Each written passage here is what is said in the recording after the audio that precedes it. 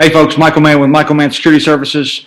We are going to speak very quickly back on Tennessee Code annotated 6235118, and that is for any security person or officer that is working at an establishment that holds some sort of a permanent license for the on-premises consumption of alcohol, and we're talking about hotels, bars, businesses, etc. So again, one more time. As of January 1st, 2023, if you perform security patrol services at that establishment and they hold a permit or license for the on-premises consumption of alcohol, so this includes, you're a proprietary security organization or that establishment is, and you're a guard or security officer working for that establishment, or you're a security officer working for a contract security organization and they have a contract for that premises, you must complete training in de-escalation techniques and proper and safe restraint techniques. And you must also complete a first aid and CPR training course, okay? This must be done by January the 1st of 2023. You have less than 60 days to do this. And this doesn't mean someone that's currently working there.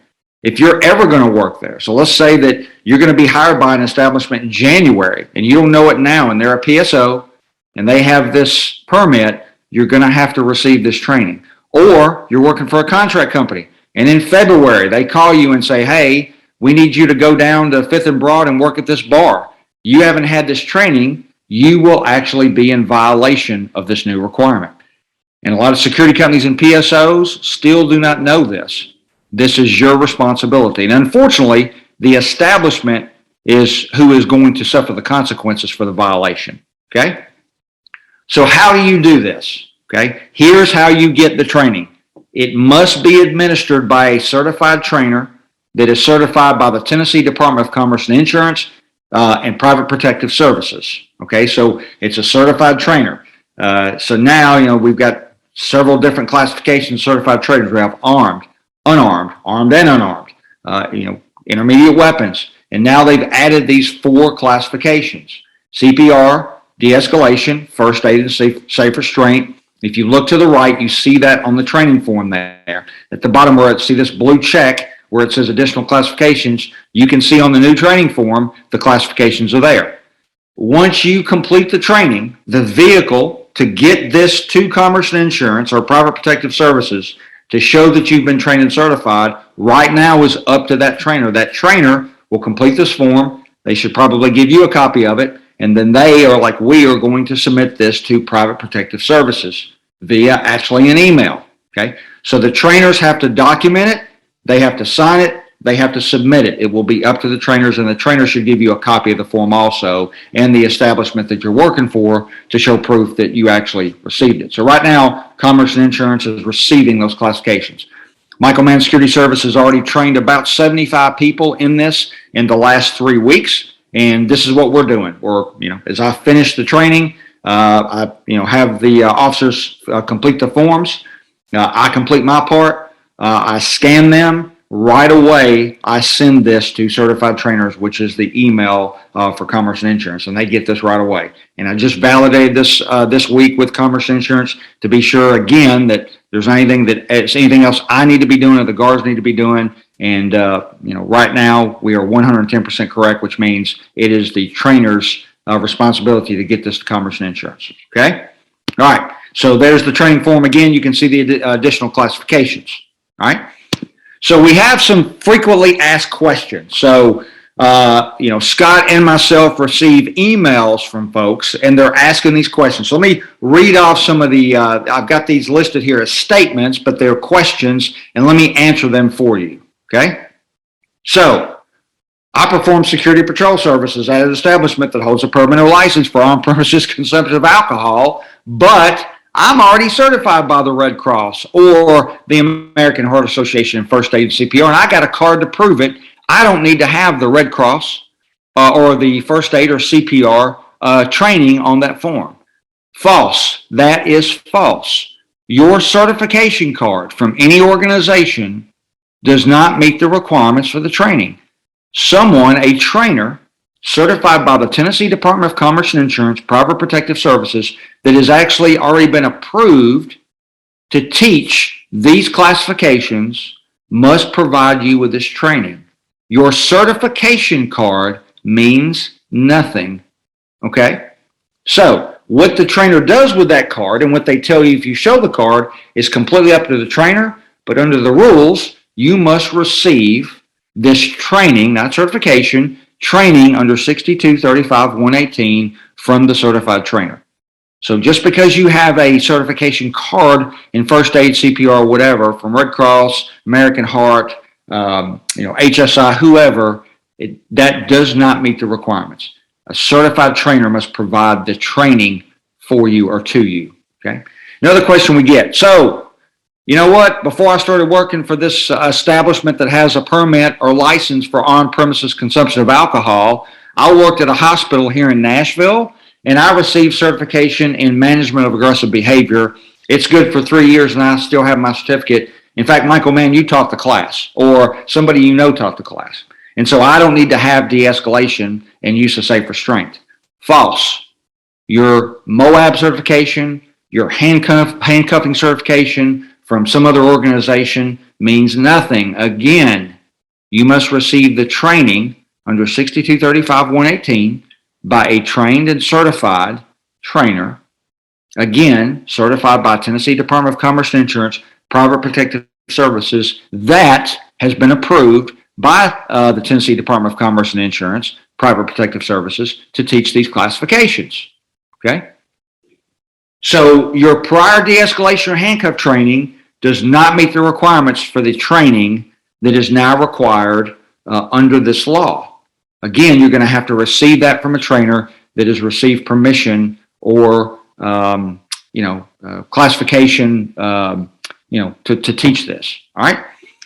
So another question we get is, hey, look, I provide security at a location that doesn't serve alcohol. Like I'm volunteering and doing security for a church. I'm working somewhere else.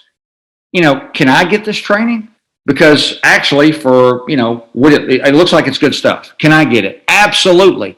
So if you're volunteering for your church or you're being paid to provide church security, you're working facility protection somewhere else, you're doing executive protection services, if you've got a chance to take extra training for as low cost as what this is right now, go do it. It adds classifications to your license. So yes, anybody can receive this training. And if you think that you're going to, at any point, work at a location or an establishment that holds one of these permits or licenses for on-premises consumption of alcohol, you should get the training anyway, just in case. Because you just can't show up there and work if they call you in February. Again, just like somebody that was assigned, newly to a PSO or contract organization, and all of a sudden they're told to go there and work. It's a good idea to get this training if you can get it. It adds classifications, and that way you don't have to worry about it. You get a job, somebody calls you and says, look, man, we got this gig, but you got to have this training so you can already get it. You don't have to work for one of these establishments now. Anybody, any licensed security professional in the state can get this anytime they want, obviously as long as it's available. Here's the other question. I'm a retired law enforcement officer or a former law enforcement officer, or I'm a current police officer working under a guard card. I don't have to have this. False. False. Okay. The exemption in 6235-118, that exemption for post-certified, current post-certified full-time police officers is for you to get your initial guard card, your arm card, okay, or unarmed. Okay. There's also an exemption for correctional officers trained in the state of Tennessee for unarmed guards. That is just to get your card, your guard card. Okay. So if you're a retired police officer and you're working under your guard card, you're not a post-certified police officer anyway. It doesn't matter. Okay. If you're a former law enforcement officer, you're not a police officer anymore. And if you're a current police officer and you're working under your guard card, which means you're a policeman in Gallatin, this is an example, and now you're working down here in Davidson County for one of these companies that hire these off-duty police officers, which is actually no such thing legally, okay? And you're working under your guard card and you're walking around in a blue uniform, and it's not Gallatin PD because you can't, because you're not working in your jurisdiction, and you're working for one of these companies, you're just an armed guard.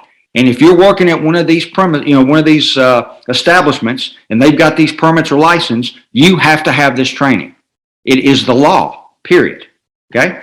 So again, go out, get the training. So these are some of the questions we have or that we receive, and we get these every week. We hope this helps. Okay.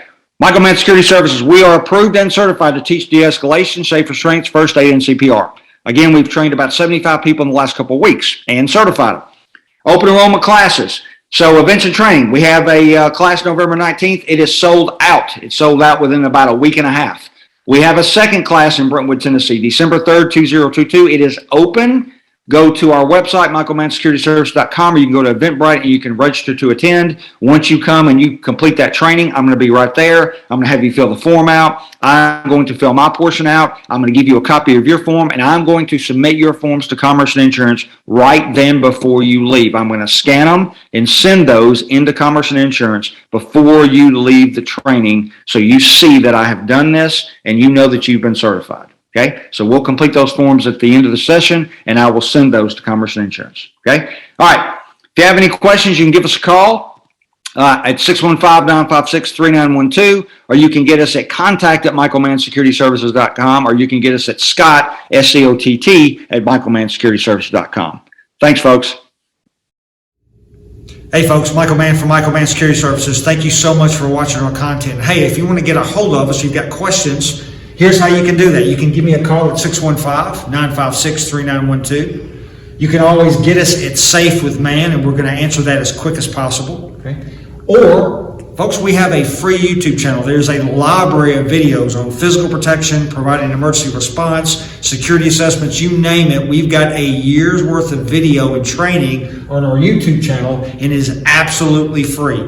And that's at Safe with Man. You can get us at michaelmannsecurityservices.com. That's the website address. Shoot us a message. You can also get us at contact@michaelmannsecurityservices.com, or you can get us at scott@michaelmannsecurityservices.com, and we will email you back as quick as possible.